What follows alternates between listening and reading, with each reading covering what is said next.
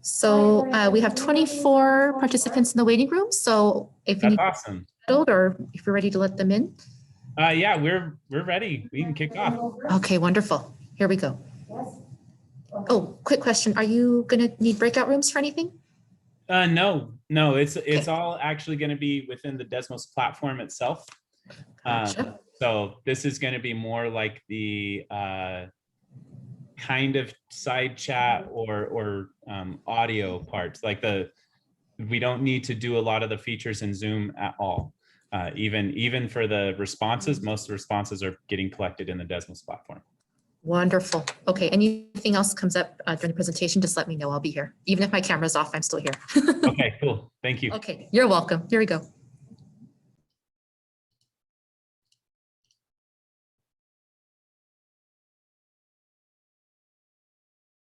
Hello, welcome everybody. We're all just getting in here. So excited to see you all. I'm mostly excited because my 5-month-old just happened to synchronize her nap time with this. So we're going to be able to give you guys some attention here. Otherwise, she would be in the jumper right behind me. While we are getting started, I do have my screen being shared up on the presentation here. And I'm going to drop a link in the chat if I can get to that. Let's see. I'm going to go to the chat. So I am dropping a link in here, and others, please help me out by repeating that link as additional people join. So just copy and paste it. But if you click that link, it's going to take you to a sign-in page. If you have a Google account, you can use that to sign in. That would save progress if you got disconnected for any reason. We're going to be doing the entirety of our experience in the Desmos platform, mostly from a student point of view, with the ability to discuss like what would we do as teachers. But then the latter part of our session, time permitting, we will get into some remix time, some practice and play time where you guys can take the ideas from the session and jumpstart them for yourself. Go ahead and try to join this session. There's a code on there. It says FCZYH2. I will see on my screen that you have joined the session. And right now, let me go check that. So we have about 1, 2, 3, 4, 5, 6, 7, 8, 9, 10, 11, 12. We have about 12 of you in the session right now. I'll pull up the screen again in case other people need it. But you don't have to do what it says on the screen. If you just click on the link in the chat, it'll take you right there.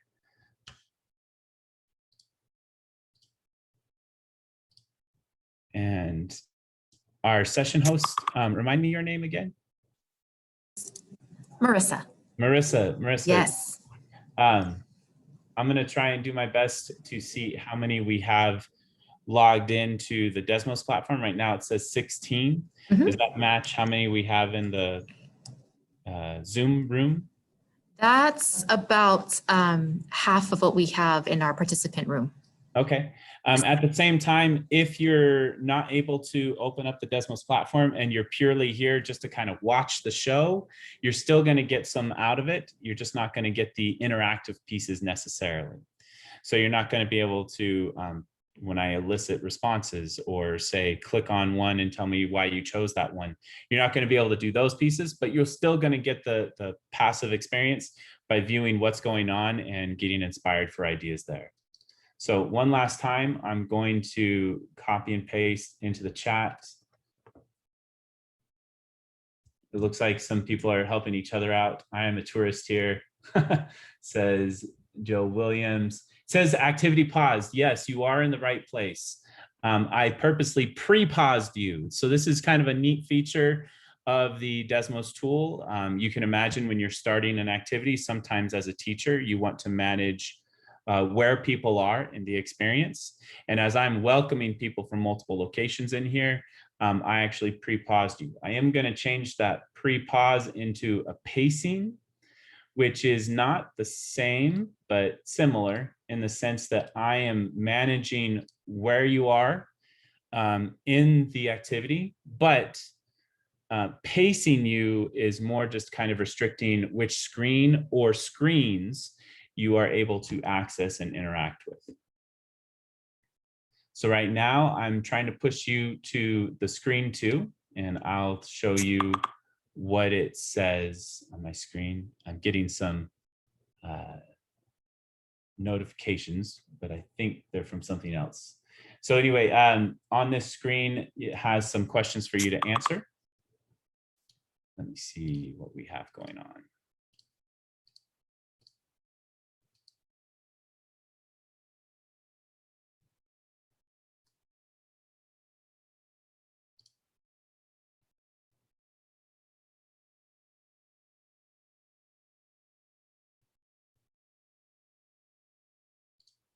Cool. Other things, sorry. I'm trying to X out a bunch of other notifications. Clear all. I love the clear all button while you guys are doing your thing. So one of the things that is interesting to me is I can see kind of quickly as an overview what type of people are participating here. So this is a neat thing to do, whether you are doing this in person or virtual, because a lot of times, especially at an ed tech professional development, you still have people using devices as part of the experience. So I can see that we are a majority classroom teacher. We have a teacher on assignment or a coach, a couple of people that, some that are in admin roles and some that are in other. And we have a pretty decent balance across the board of K2, 3, 5, 6, 8, and 9, 12 type teachers. We have a lot of math, which is expected because Desmos is a familiar name to math teachers, but I'm so excited that we have teachers of other subjects as well. And then this other question isn't like, what do you know about Desmos? Isn't Desmos just a graphing tool? I've seen some of what Desmos can do. I use Desmos. So that's very few answers in terms of like knowing what Desmos is all about. And then down here is what, like, okay, tell me what this is and what we're doing. So right now you see my screen, and I'll try to annotate this live as much as possible, like what you are seeing and what it does for you. This is a teacher dashboard. You see across the top screens, if you were to think of like a slideshow, particularly a paced slideshow, as in Nearpod or Pear Deck or other types of tools that do that. Desmos does the same thing. I'll say that Desmos is much bigger on its interaction tools. And if you're looking for then like where, you know, why not Desmos? One of the things that Nearpod and Pear Deck tend to do better is taking an already built slideshow and just transferring it into this platform. If you're using Desmos, you're kind of using it from scratch, but it is not hard to build something, and you can remix and use your own activities over and over again, or others' activities, and remix and use them as you see fit. So a little bit about myself, I'll move us forward just a slight bit here. If I were to have answered those questions, my role has been kind of a tech coach in recent years. And before that, I was a math coach. Before that, I was a math teacher in the classroom. I've taught lots of math, and I love math, and that is my jam. But more recently in my career history has been supporting teachers in all subjects. And I found that Desmos is a very appropriate tool. I've worked primarily with secondary students, but I have worked with teachers in primary, elementary, and secondary, and some post-secondary as well. I love Desmos to the highest degree. I love, love, love all the things about it. And I love that we're going to get some people here into Desmos. So what you should see on your screen is just an input box. And it says, what makes vocabulary suck? Please try to be brief. You can type a response, and there's too much of it might be a response. I would click share with class, and I can edit my response, especially after I see other people's responses. Maybe that inspires me to formatively adjust what I've put in here. Jedediah, can I jump in? There's some of us are not showing up on the answers. and the activity was paused before we were able to put the code in. Okay. So I'm not sure if there's several in the chat that are mentioning that. I don't know if it matters or not, but It could be. So I wonder if they give us pseudonyms, never spelled that word before. I don't see my name. Oh, you don't see your name on the answers. Sorry. So that's another feature. That's actually a feature. That's not something broken. That's a feature. Thank you for clarifying. So right now we are in anonymized mode. All of you know who you are because on your screen, it says in the top right where your real name should be. It actually substituted in there a mathematician from either past or present. And the reason you're in anonymized mode is for some sense of privacy here and anonymity. So when I share people's answers, you know that I'm sharing your answer, but the rest of the class sees it as just me sharing a general person's answer from the class. This helps in terms of lowering that pressure of being like in the public eye. A lot of students used to call us like being put on blast or being put in the spot. You know, all those things kind of lower their affective filter. And so these names here, I'll take them off briefly. I would see real names like Travis Bodnar, Krista, Crystal Smith, Cindy Van Dusen, etc. But if I put on anonymized mode, that turns into May Jemison, Richard Tapia, Tasha Innes, Al Khwarizmi, Audrey Tang. Those are all mathematicians. So I hope that clarifies, you know, what is your name and you know, you don't see like who you are necessarily. That's on purpose. That is by design. And thank you for asking that question, because a lot of you coming in here didn't necessarily have some background experience with Desmos or how the tool works. So it's a feature, not an actual bug. You all are doing great. So I'm reading through some of these responses right now on what makes vocabulary suck. Years ago, SAT students had to memorize obscure vocabulary, which is not an optimal way to assess intelligence. Yeah, vocabulary and memorization seem to be they tear each other down. Like vocabulary necessarily doesn't suck, but the idea that it's based mostly in memorizing, that just makes it suck. Teachers make me just copy the words. Yeah, you probably all have experienced like write this word 20 times so you know how to spell it, because memorizing is important. There is a purpose to practicing routine so that you become familiar with it. And once you have a certain level of familiarity, you tend to be able to level up. But a lot of times vocabulary doesn't level up. So that's what we're looking to do. How do we level up our vocabulary? If you don't use the new vocabulary, it's hard to understand. So maybe you learned a word and you learned a definition to go with it, but did you really learn the word? Because you don't know how to use it. These are all great answers. Slang is also increasing in common conversation. So I love that this was said, because we're going to take that and try to use it to our advantage. We're going to say, how can we use the idea that common speak amongst students is so common that the way that they talk online and chat with each other is now part of their real world conversation. And so then how do we use that in certain contexts? All right, I'm going to move us forward. And the goals that we're going to be looking at here is to build some academic talk, experience Desmos, which you're doing, and if we have time, fingers crossed, get into a little bit of remix. So I'm going to push us forward. And this first category that we're looking at, it is a which one doesn't belong. You have 4 pictures there. They're actually pictures of numbers. You click on one, and the idea is you pick one, and you say, why does it not belong in that set? What makes it stand out? So go ahead and click on any one of those numbers and then choose why it doesn't belong in the group. Which one doesn't belong isn't necessarily new at all. It has a lot of roots to other things in previous years, but it's become more popular in the last few years. that much I would expect some people in the group to have had experience with which one doesn't belong.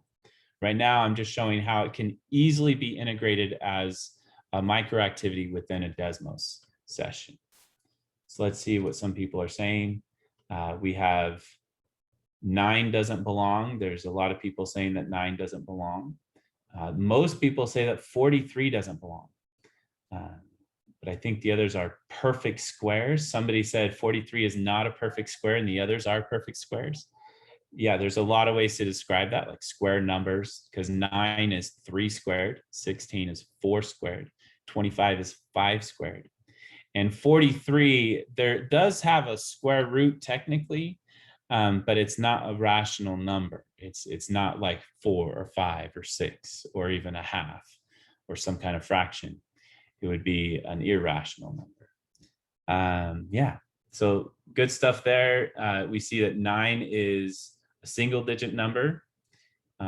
It also doesn't have a digital root of 7. I would love for Bonnie to be able to say a little bit more about that in her response, because maybe me reading that, I don't necessarily understand it. But the thing that people often say that she's probably alluding to is that when you add the digits, they add up to 7. So 1 and 6 is 7, 2 and 5 is 7, 4 and 3 is 7, but 9 doesn't add up to 7.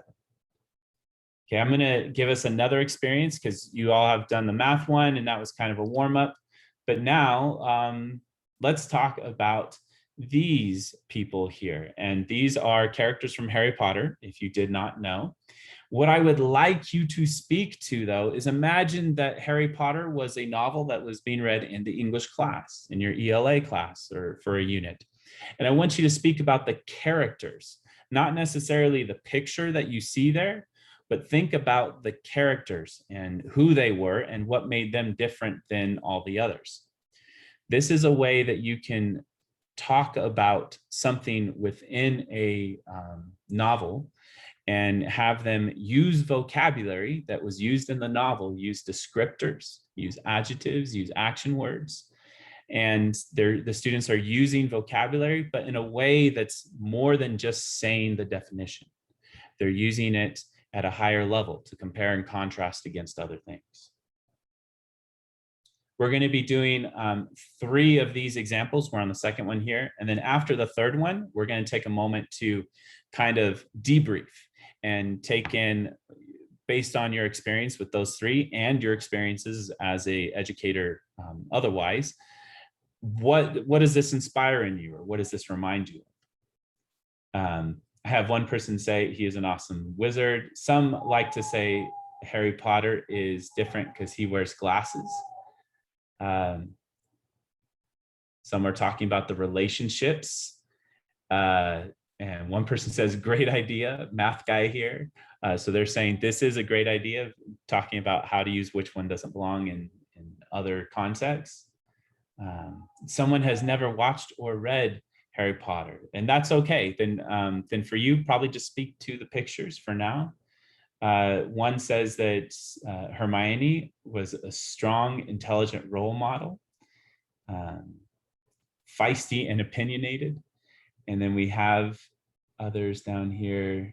She's different because she's not one of the main characters in most of the books, not a main character. So that takes some understanding about who the character is. Now, I didn't have to put photos in there. I could have just listed names just as easily. I'm putting photos in there to be a little more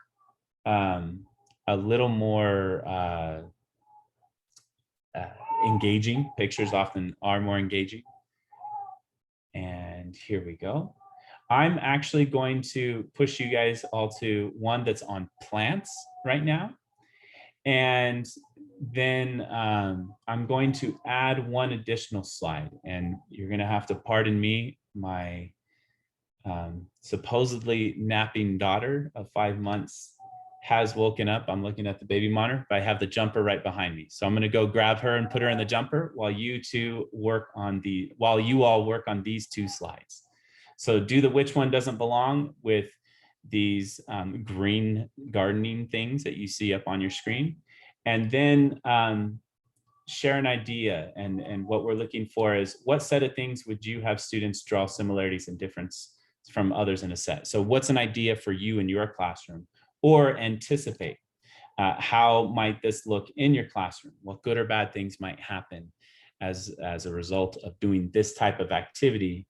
Which one doesn't belong, but also maybe in this type of platform.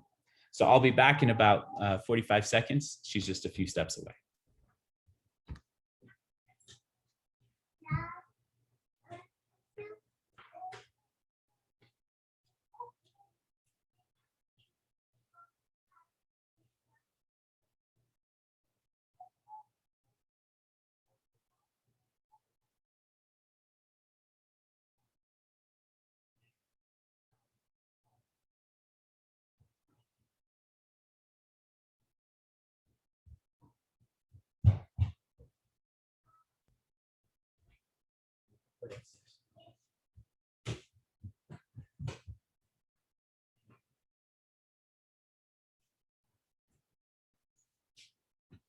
Here's Evelyn. Say hi, everybody.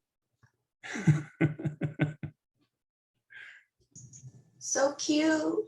I agree. I agree. Okay. All right. I want to see, it looks like some people are still answering the gardening. Roots and below the ground was why some people chose carrots. They're saying it's a root. Some are talking about fruits versus vegetables for why they chose strawberries. And this one, it is a fruit. I want to eat that. Looks delicious. Yes. So a lot of times in which one doesn't belong, you need to be prepared for students that have very personal answers that don't necessarily have anything to do with the content itself. Like, oh, that looks delicious. I want to eat that. That's why I chose that one, as opposed to saying something academic about it. But then here's here's how you can get people to use that common language, like a personal response, and turn it into academic language. And in Desmos, one thing I love is you get to see some others' answers, not necessarily everybody's, but enough for some inspiration. So that's one way to kind of spur the academic talk. Another way is to say, you know, it's great that you chose that one. So could you tell me a reason why somebody else chose a different one? And it's that doing it from somebody else's perspective is an odd trick. It's a psychological trick with students. Like, let's say it wasn't you, but it was somebody else.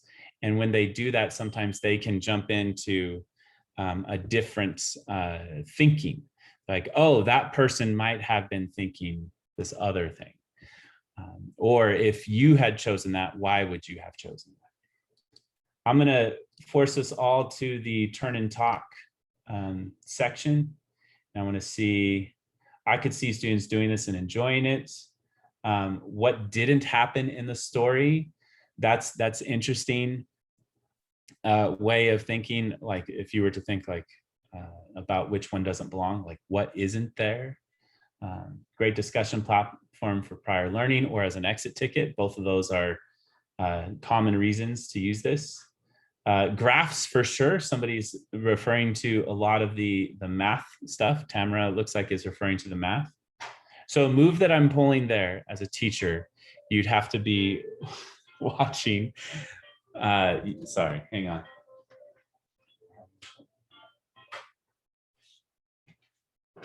She's enjoying her music on her little jumper. What was I saying about the graphing?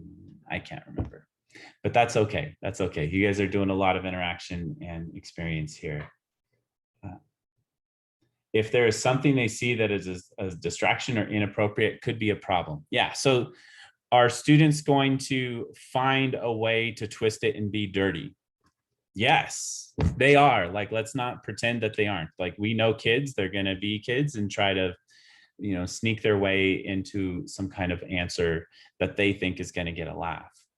One thing that you can do with students that are doing that too much is you can actually hide them within a lesson. So if I were to go into my summary section, which is like a roster with the whole class, and it shows me an overview of every screen and every student. If I were to click on any certain student, I could hide the student.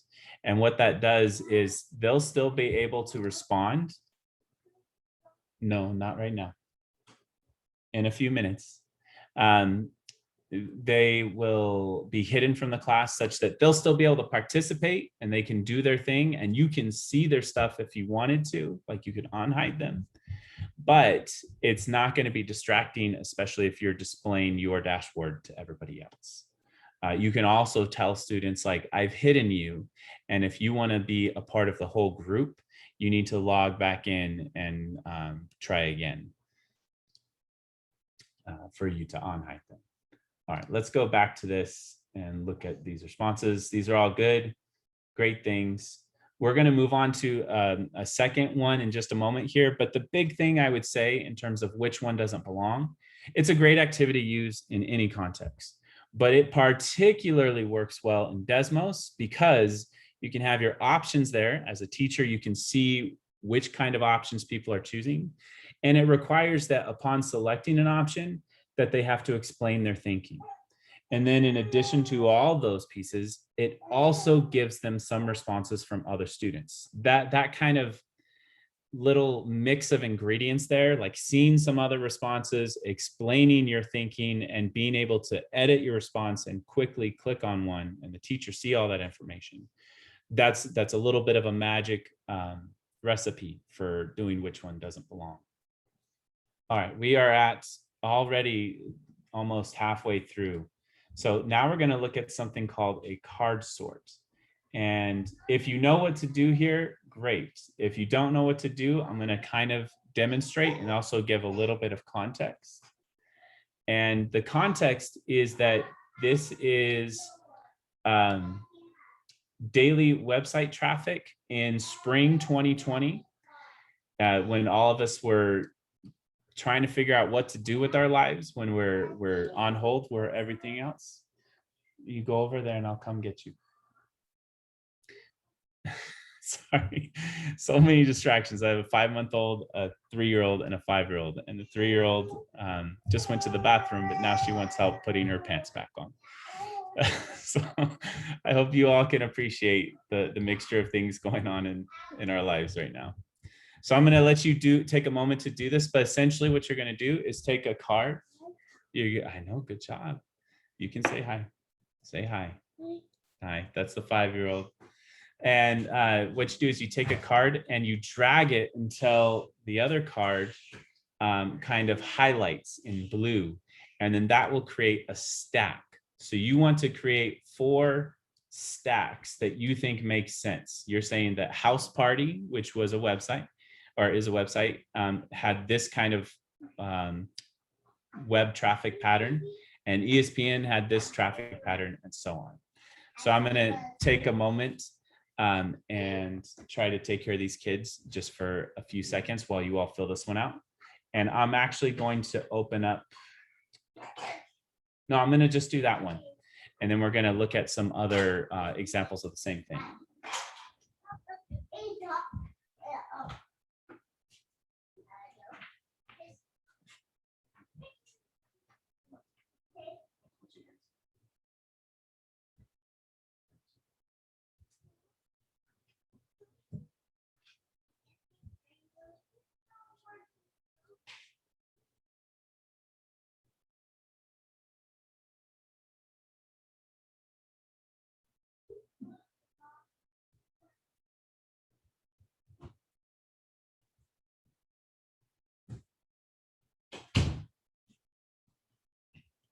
Again, sorry about that. Another pro tip is that you can maximize the screen if you need to by clicking this little enter full screen mode here. This is what it would look like for you all. If you wanted to see something closer on a card, you could simply click on a card. It'll zoom it in for you, give you a larger view. Oh. There we go. All right, let's see. Now, here is the coolest thing ever about being a teacher with this stuff, is that you've probably done an activity like this, some kind of card sort activity in person, where you cut things up and people match them together. But then one of the nightmares about that is getting the pieces put back in their little baggies, but also assessing it. Like, how do you get them to figure out, did they, oh, I think I was talking and you guys might not have heard me, but can you hear me now? Okay, sorry about that. I was saying a few things just about what to do with the platform, but the last thing I was commenting on here had to do with being able to take these responses and do something with them.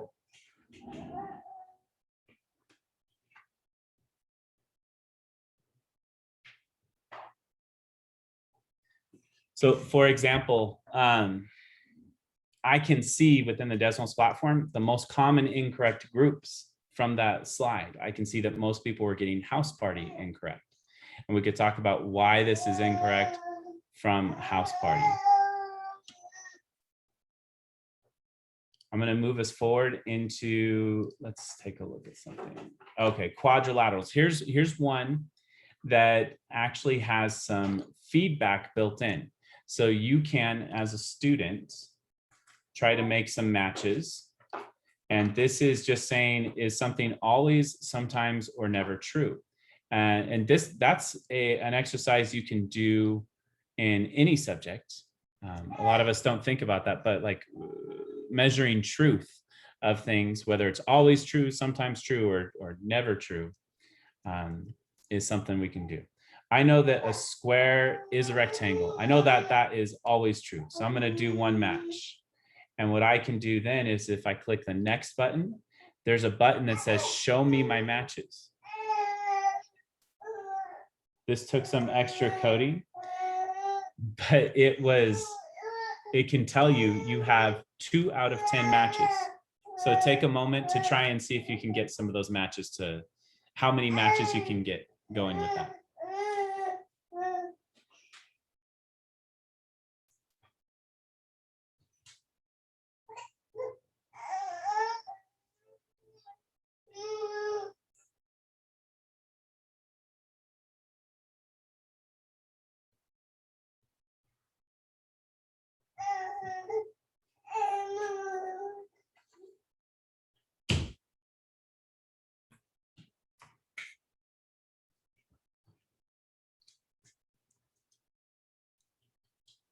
So I see that people are kind of editing as they go.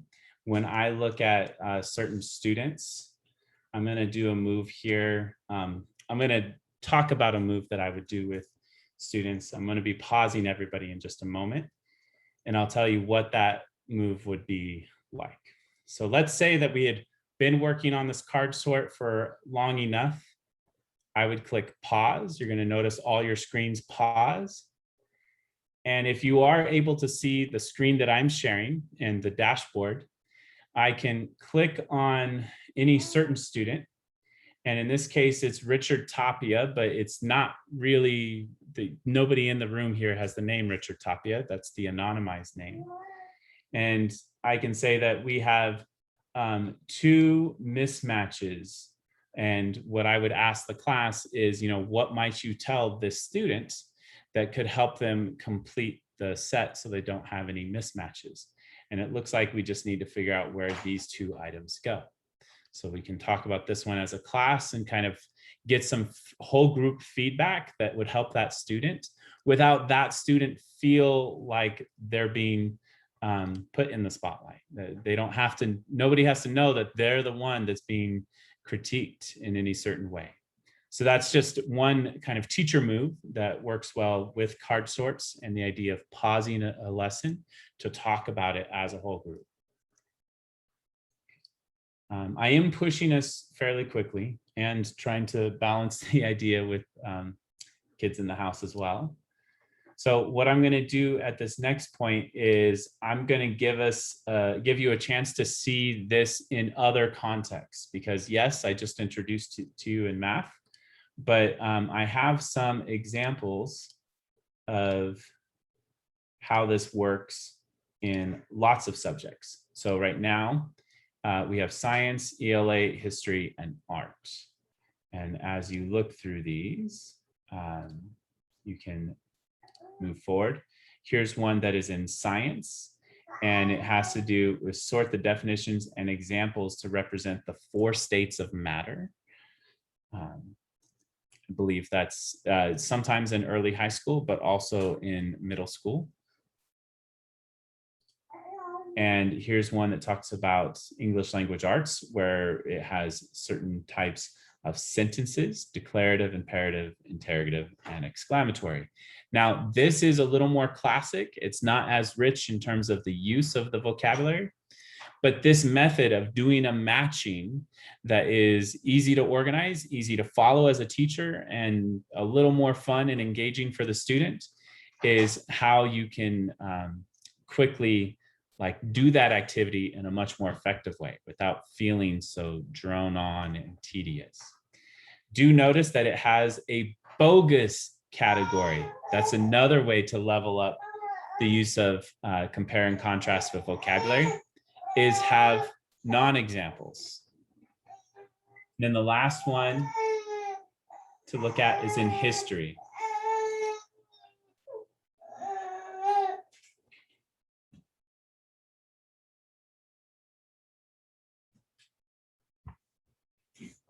She's saying, I woke up. That means you feed me my bottle. And I will very soon. Very soon. So take a moment to kind of peruse through those different examples. And then I didn't have necessarily a debrief one in Desmos built in for how would you use a card sort in your class. So I think what I'm going to do for that one is look at the chat with everybody. So we're going to take a look at the chat and ask, oh, you're still paused. Thank you. The anonymized feature is great. Can you give us an example how you edit a slide? Yes, Jonathan.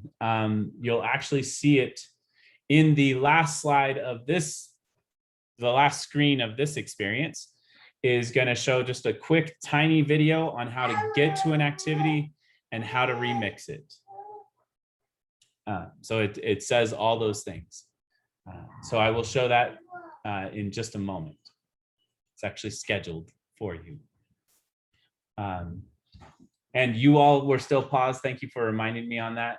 But now I'll take a look at the science, English language arts, history, and art type card sorts and try to take some inspiration from that. And what I would like us to look at is how might you do a card sort in your classroom? What is a topic or kind of a set of things that feels like it fits a card sort experience where you are matching things into categories or sorting them or comparing and contrasting them?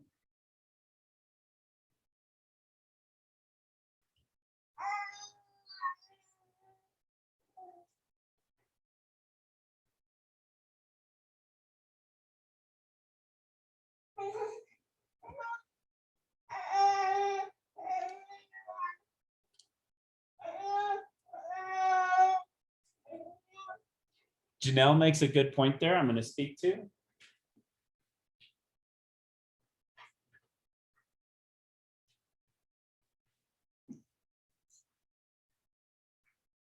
Yes, PD for adults.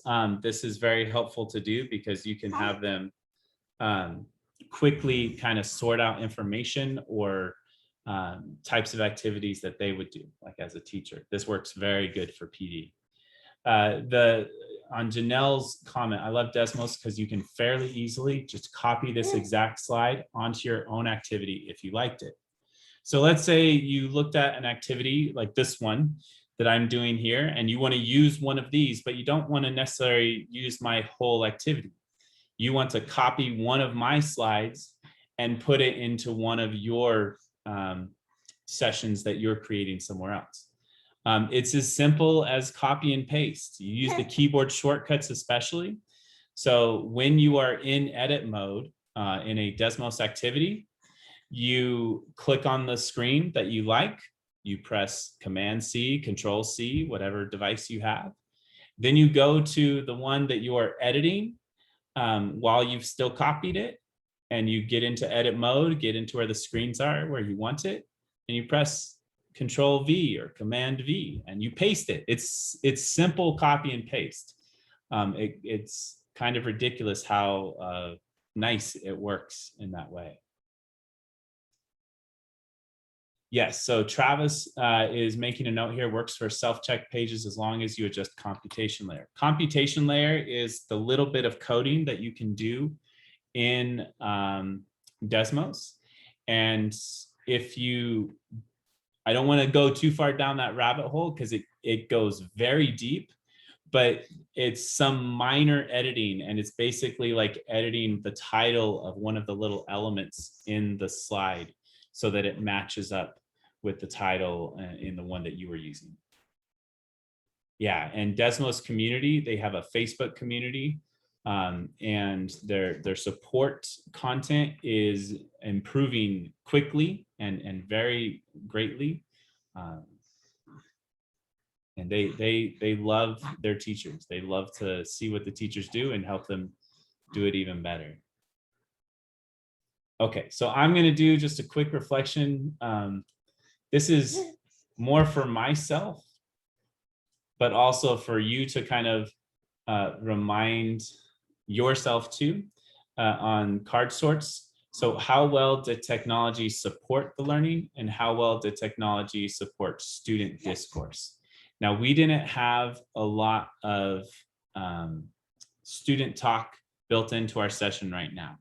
But normally what we would have, especially in either a hybrid or an in-person, we would have the students talking about why they match things one way or another. And the idea of doing the whole group feedback has a little bit of that discourse built in too. Because in that whole group feedback, you could say, talk with your partners or talk with your team, and be prepared for sharing a suggestion to give to the person that's up on the screen.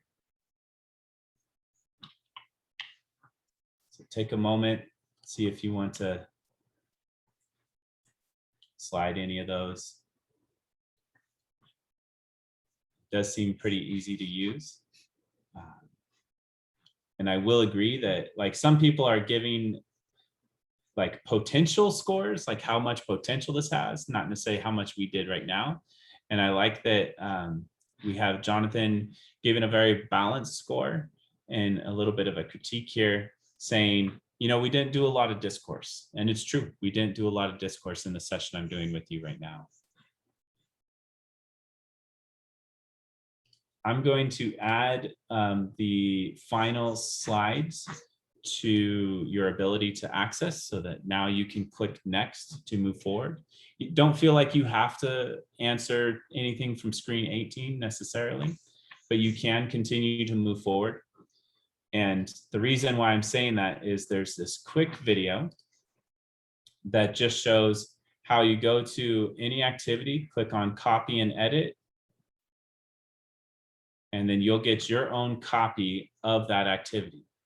And the activity in question that you're probably going to want to copy and edit is this one down here where it says teacher.desmos.com/activity builder. You click on that link, it will open up a new tab for you. And this is one intended for you to build and remix.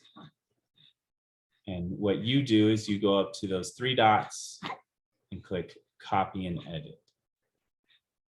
I want to give some credit to the people that have put into this. So I first created this session last year with a teacher named Lauren Johnson, and she is in the Fullerton School District. So she put a lot of effort into doing this and similar activities. It was inspired by people like Christopher Danielson that started the New Shapes book, and Mary Barassa, who helped curate Which One Doesn't Belong activities. and Allison Krasno, who kind of said, hey, you need to have some kind of remix experience. And then a lot of credit to my co-presenter who's not here, but did put a lot of effort into polishing this session throughout this last year, because we presented it to teachers within our district, and she uses Desmos a lot. Emma Bennett, she's a teacher in Paris Union High School District, and she put a lot of effort into making this session better and making it very realistic for teachers to use. So we are at 11:15. At this point, I don't know if it's if people can turn on their mics, but I think I'm just going to try and look at chat and answer questions as much as we can. Oh, you all are very welcome. Thank you for the compliment, but I'm a dad just like any other dad. Oh, kids are super kids. Oh, you're welcome. And the recording of this, of course, will be up, and I will try to get the links to these Desmos activities in there as well.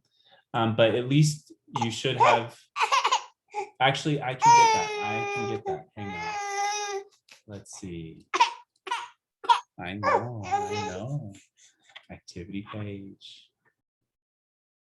And here we go. So I'm going to drop a couple of links. One to this, the session that I did, that I ran with you all. And then also for those that are not in the Desmos activity, but want to get access to the remix. So the two links that I just dropped are to the two kind of activities that I was sharing there. Oh, and this is not by any means all the things you can do with Desmos. There is so much. I was trying to focus on just a narrow slice of what could be done to make vocabulary a little better in using context of which one doesn't belong in card sorts.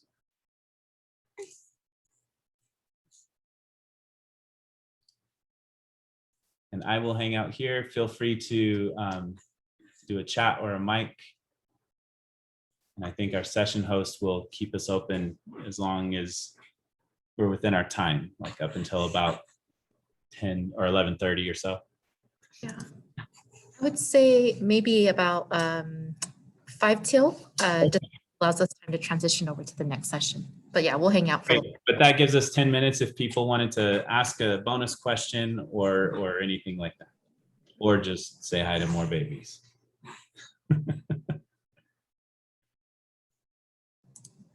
I think we can all relate to that for sure. Yeah, no, I appreciate everybody's patience.